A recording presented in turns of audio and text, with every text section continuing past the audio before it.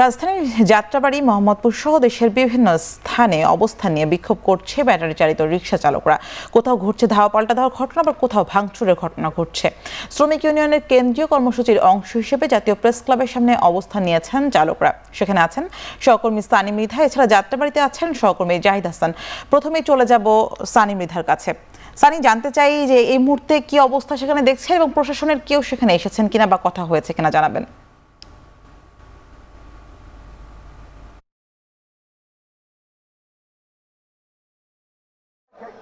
আপনি জানেন যে আজকে সকাল থেকে কিন্তু রিক্সা, ভ্যান ও ইজিবাইক শ্রমিক ইউনিয়নের যে আহ্বানে সাড়া দিয়ে, তাদের ডাকে সাড়া দিয়ে গণ অবস্থান কর্মসূচি পালন করছে ব্যাটারি চালিত রিক্সা চালকেরা এবং তাদের সাথে আরও অনেক তাদের সহযোগীরা। আমরা দেখেছি যে সকাল বেলা 11টা বাড়ার সাথে সাথেই রাজধানীর বিভিন্ন জায়গা থেকে বিভিন্ন স্লোগানে কিন্তু এখানে মানুষ জড়ো হতে থাকে। একই সাথে তাদের জড়ো হওয়ার লোক সংখ্যা বাড়ার সাথে সাথে কিন্তু প্রেস ক্লাব ও সচিবালয় আশপাশের এলাকায় শুরু হয় তীব্র যানজট। তবে এখানে যারা আছেন তারা কিন্তু আমরা দেখেছি যে তারা তাদের শান্তভাবে বা তারা এক প্রকার কোনো রকম উত্তেজিত না হয়ে তাদের প্রতিবাদ কর্মসূচি পালন করছে। সবাই কিন্তু তাদের যে দাবি, ব্যাটারি চালিত রিক্সা বন্ধে আদালতের যে রায় দিয়েছে সেই রায় প্রত্যাহার সহ তাদের মোট 12 দফা দাবি তারা এখানে করেন।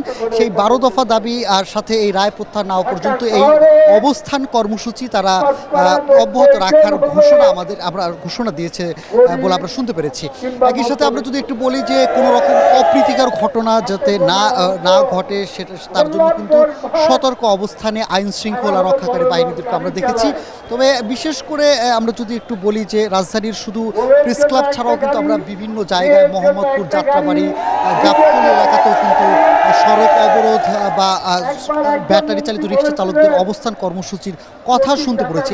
এর ফলে কিন্তু পুরো রাজধানী জুড়েই কিন্তু বিভিন্ন জায়গায় কিন্তু তীব্র যানজটের তৈরি হয়েছে। যারা কর্মস্থলে যাওয়ার জন্য এর ফলে কিন্তু যারা প্রতিদিন কর্মস্থলে যেতে কিন্তু অনেক লোকজনের ভোগান্তিতে পড়েছে। একই সাথে ছাত্রছাত্রীরাও কিন্তু ভোগান্তিতে পড়েছে বলে আমরা দেখতে পেরেছি। তারা এখানে মূলত বলছে যে আদালত যে রায় দিয়েছে সেটা প্রত্যাহারের পাশাপাশি যারা রাজধানীর মহানগরীতে যৌক্তিক রুট পারমিট দেওয়ার আহ্বান তারা জানিয়েছে। একই সাথে যারা ব্যাটারি চালিত রিক্সা চালক আছেন তাদেরকে লাইসেন্স প্রদানেরও আহ্বান তারা জানিয়েছে। শুধু তাই না, আমরা দাবিতে দেখেছি যে তারা গতকালকে যে সংবাদ সম্মেলনটি ইজিবাইক শ্রমিক ইউনিয়নের নেতারা করেছিলেন সেখানে কিন্তু তারা বলেছিলেন যে এই যে যানবাহন বন্ধের বন্ধের অভিযানে আইনশৃঙ্খলা রক্ষাকারী বাহিনী যে বিভিন্ন ব্যাটারি বা বিভিন্ন রিক্সা জব্দের সেগুলো ফেরত দেওয়ার দাবি জানিয়েছে। একই সাথে আটককৃত গ্রেপ্তারকৃতদের ছেড়ে দেওয়ার জন্য তারা দাবি করেছে। আমরা আপনাদের যদি একটু বলি যে গত কয়েকদিন ধরেই কিন্তু এই আন্দোলন চলমান রয়েছে। সেই ধারাবাহিকতা কিন্তু এখনো সে আন্দোলন চলমান রয়েছে। সেই ধারাবাহিকতায় কিন্তু প্রেস ক্লাবও সে আন্দোলন চলছে। তো বর্তমান যে তাদের অবস্থান কর্মসূচি এখনো চলছে এবং এই রায় প্রত্যাহার পর্যন্ত চলবে। তো রিক্সা চালকদের, ব্যাটারি চালিত রিক্সা চালকদের অবস্থান কর্মসূচি নিয়ে এই ছিল সবশেষ আমার কাছে ফিরছি। জাহিদ, আপনার কাছে জানতে চাই, আপনি তো এই মুহূর্তে যাত্রাবাড়িতে আছেন, সেখানকার পরিস্থিতি কি দেখছেন এবং সাধারণ মানুষের আসলে ভোগান্তি তৈরি হয়েছে কিনা এই বিষয়ে জানাবেন।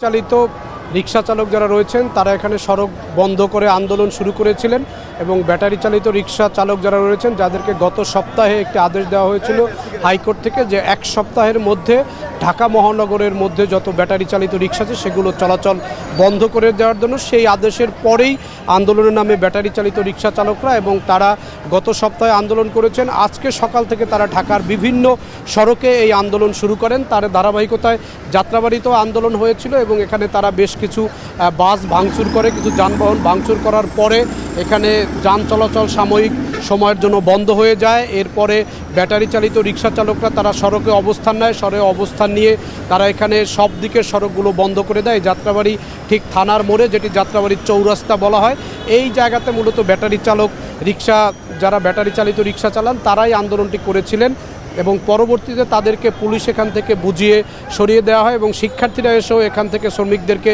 ধাওয়া দিয়ে সরিয়ে দেয়। পরবর্তীতে পরিবহন শ্রমিক যারা রয়েছেন তারাও এসে এই যে যারা ব্যাটারি চালিত রিক্সা চালক রয়েছেন তাদেরকে সরিয়ে দেওয়া হয়।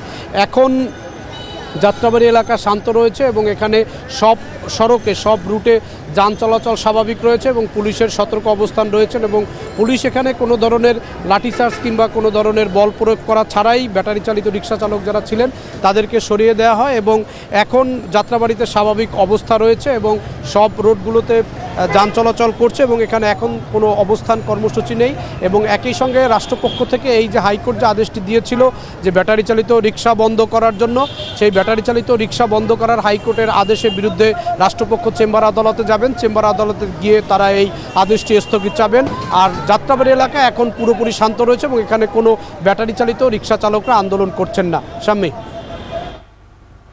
ব্যাটারি চালিত রিক্সা চালকদের বিক্ষোভ কর্মসূচির সর্বশেষ পরিস্থিতি আমাদেরকে জানাচ্ছেন সানি মৃধা এবং জাহিদ হাসান।